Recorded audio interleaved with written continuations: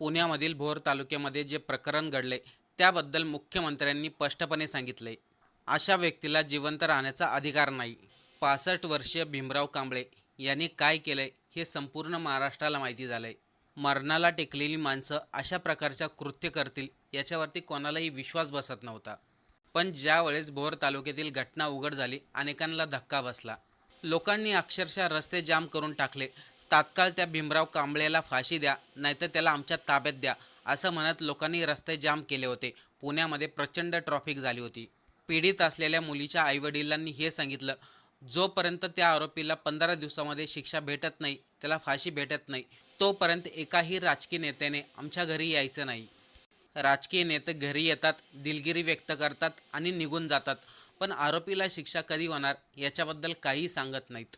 यावरती मुख्यमंत्री फडणवीसांनी स्पष्टपणे सांगितलं, भीमराव कांबळेला कोणती शिक्षा होणार आणि कधी होणार. नेमकं ते काय म्हणाले, चला सविस्तर पाहू. अतिशय दुःखद अशा प्रकारची परिस्थिती आहे. प्राथमिक असं वाटतंय की शॉर्ट सर्किट झालेलं आहे आणि त्यानंतर जी हवा धुंद चालली त्यामुळे ही आग अतिशय वेगाने पसरली आणि त्या ठिकाणी लोकांची घरं जळलेली आहेत. सुदैवाने मनुष्यहानी झालेली नाही. लोकांना बाहेर काढण्यात आलेलं आहे, त्यांना वेगवेगळ्या ठिकाणी ठेवण्यात आलेलं आहे. काही बकऱ्या किंवा जनावरांचा त्या ठिकाणी मृत्यू झालेला आहे.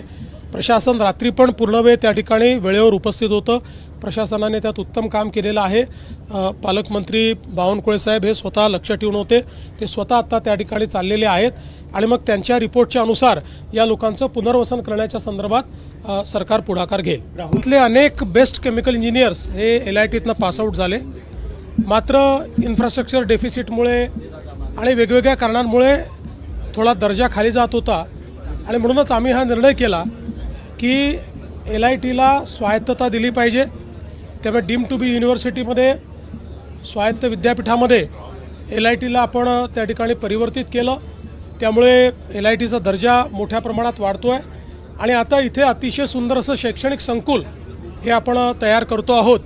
यामुळे एक आंतरराष्ट्रीय विद्यापीठासारखं LITचं एक कॅम्पस या ठिकाणी तयार होईल आणि निश्चितपणे पुढच्या काळामध्ये जसं मागच्या 8 दशकात best of the chemical engineers हे जगभरात LITने दिले, तसंच आपल्या देशाला आणि जगाला उत्तम इंजिनियर देण्याचं काम LITच्या माध्यमातून होईल. पुण्यामध्ये जे बलात्कार हत्येचं प्रकरण झालं त्या प्रकरणामध्ये नागरिकांचा नातेवाईकांचा प्रचंड रोष आहे. त्यांची अशी मागणी होती की तुम्ही तिथे भेटीला यावं. मी काल स्वतः पीडितेच्या वडिलांशी 2 वेळा बोललो. मी त्यांना हे समजावून सांगितलं की आपल्याला नराधमाला मृत्यूदंडाची शिक्षा करून घ्यायची आहे. त्याकरता वेळेत चार्जशीट दाखल होणं आणि केस चालणं याकरता आम्ही माननीय हायकोर्टाच्या माध्यमातून सगळ्या गोष्टीला फास्ट ट्रॅकवर नेतो आहोत. रेकॉर्ड वेळेत काम करण्याचा आमचा या संदर्भातला प्रयत्न आहे. लोकशाहीमध्ये आपल्याला सगळ्यांनाच असं वाटतं की अशा नराधमाला भर चौकामध्ये फाशी दिली पाहिजे, पण ती लोकशाहीत करता येत नाही.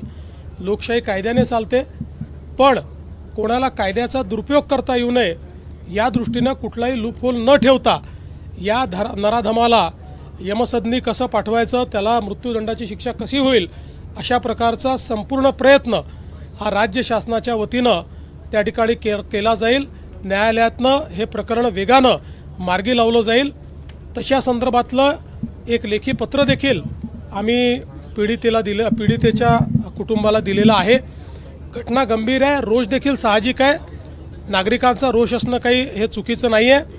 मला असं वाटतं एवढंच आहे की त्या ठिकाणी काही लोक हे त्याही परिस्थितीचा फायदा घेऊन काही वेगळ्या पद्धतीचं वळण लावण्याचा प्रयत्न करत होते. पण मी मुलीच्या वडिलांचे आभार मानतो की त्यांनी ती परिस्थिती समजून घेतली आणि CPंशी चर्चा केल्यानंतर त्यांनी हा निर्णय केला की आम्ही हे कॉल ऑफ करू. दुर्दैवाने काही लोक त्यांनाही जाऊ देत नव्हते, त्यांनाही अडवायचा प्रयत्न करत होते. ते लोकही कोण आहेत हे लक्षात आलेलं आहे, पण ठीक आहे, आता त्याच्याबद्दल फार काही आपल्याला करायचं नाही आहे. मात्र मुलीच्या वडिलांनी जो काही त्या ठिकाणी ती भूमिका घेतली त्याबद्दल आम्ही त्यांचे आभारी आहोत आणि या कुटुंबाच्या पाठीशी आम्ही शक्ती ताकदीनं उभे राहू. जो आरोपी आहे त्याच्यावर 2019 मध्ये देखील एक गुन्हा दाखल झाला होता. पुराव्याअभावी त्याचे म्हणूनच आता त्याचे जुने गुन्हे देखील काय आहेत हे शोधून काढले जातील. कोणी लॅप्सेस ठेवले होते का ते देखील बघितलं जाईल. या प्रकरणात देखील खबरदारी घेतली जात आहे. याच्यात तो बाहेर येऊ शकत नाही. आपण ऐकलंच मुख्यमंत्री काय म्हणाले. फक्त मुख्यमंत्र्यांनी आता आश्वासन देणं गरजेचं नाही, त्याचा तात्काळ रिझल्ट मिळायला हवा, तरच लोकांचे मन शांत होतील. नाहीतर दरवेळेस अशी घटना घडते आणि मुख्यमंत्री समोर येतात आणि एकच वाक्य बोलतात, ही केस आम्ही फास्ट ट्रॅकवरती चालू, लवकरात लवकर आरोपीला शिक्षा होईल. पण केस कोर्टामध्ये जाते आणि आरोपीला शिक्षा होतच नाही. केस कित्येक दिवस कोर्टामध्ये चालू राहते आणि इकडे आईवडिलांना न्याय मिळत नाही. गेल्या 6 महिन्यामध्ये बऱ्याचशा जागेवर अशा घटना घडल्यात, पण त्या प्रकरणातील एकही ह्या आरोपीला आत्तापर्यंत फाशी झाली नाही. त्या केस फक्त कोर्टामध्ये चालूच आहेत. मग या प्रकरणामध्ये भीमराव कांबळेला फाशी होईल हे कशावरून, आणि तेही लवकरात लवकर? कदाचित यावेळेस भीमराव कांबळेला लवकरात लवकर फाशी झाली नाही तर लोक कायदा आपल्या हातामध्ये घेण्यासाठी कुठल्याही गोष्टीचा विचार करणार नाही.